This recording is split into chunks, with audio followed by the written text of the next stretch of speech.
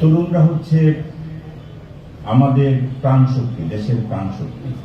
এই দেশকে, নতুন বাংলাদেশকে গড়ে তোলার জন্য যাদের অবদান সবচেয়ে বেশি তারা হচ্ছে তরুণ সমাজ।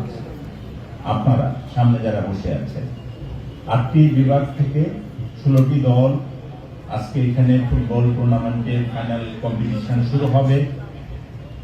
আমরা আশা করছি, এখানে আমাদের সভাপতি মহোদয় বলেছেন, আমাদের দেশে ফুটবল হচ্ছে একটি জনপ্রিয় খেলা। এটার একটি ইতিহাস রয়েছে এবং আমাদের গ্রামগঞ্জ শহর সর্বক্ষেত্রে এই ফুটবলের একটি জনপ্রিয়তা ছিল। কিন্তু সময়ের প্রেক্ষাপটে কিছুটা মলিন হয়েছে বিগত সময়ে।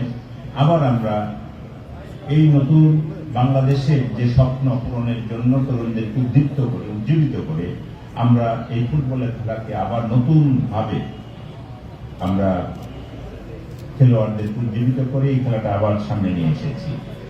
আপনারা জানেন, ইতিমধ্যে বাংলাদেশ ফুটবল ফেডারেশন নতুন কমিটি হয়েছে।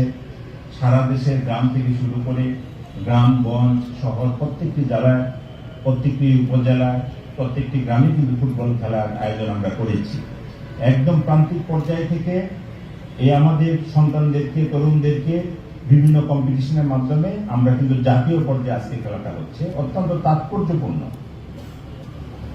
ইতিমধ্যে আপনারা জানেন, আমরা ডিসেম্বর মাস থেকে শুরু করে 19শে ফেব্রুয়ারি পর্যন্ত তারান্নুর উৎসব করেছি। এই তারান্নুর উৎসবে আমাদের প্রান্তিক পর্যায়ে, আমাদের সেই খাসিয়াপুঞ্জি থেকে শুরু করে রাঙ্গামাটি, তেঁতুলিয়া থেকে শুরু করে টেকনাফ পর্যন্ত প্রত্যেকটি জেলায় উপজেলায় আমরা কম্পিটিশনের আয়োজন করেছি। সারা দেশে 47,000 কম্পিটিশনের মাধ্যমে 1,55,000 তরুণ এই তারুণ্যের উৎসবে অংশগ্রহণ করেছিল। এর ভিতরে উল্লেখযোগ্য খেলা ছিল ফুটবল। তো সেই তারুণ্যের উৎসবের অংশ হিসাবে আজকে জাতীয় পর্যায়ে আন্তঃ কলেজ ফুটবল টুর্নামেন্ট 2024 এখানে ফাইনাল হবে।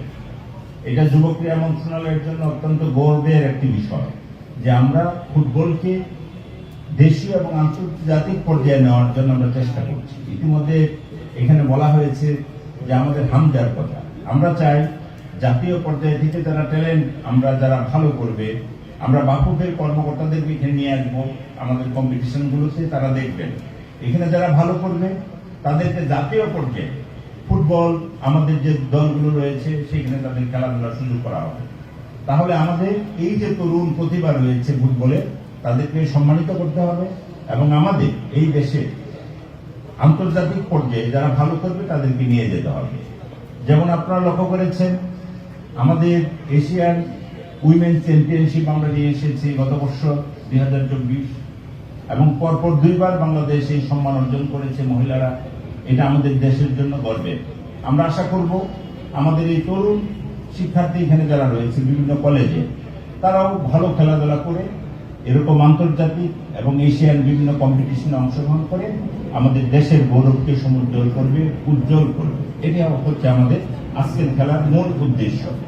আমাদের উদ্দেশ্যটি হচ্ছে যে প্রান্তিক পর্যায় থেকে যে সমস্ত তরুণের প্রতিভা রয়েছে তাদেরকে জাতীয় পর্যায়ে এনে তাদেরকে সম্মানিত করা, খেলাধুলার সুযোগ দেওয়া, তাদেরকে প্রশিক্ষণের আয়োজন করা এবং প্রশিক্ষণের মাধ্যমে তাদেরকে গড়ে তোলা। এটি হচ্ছে বর্তমান সরকারের মূল উদ্দেশ্য।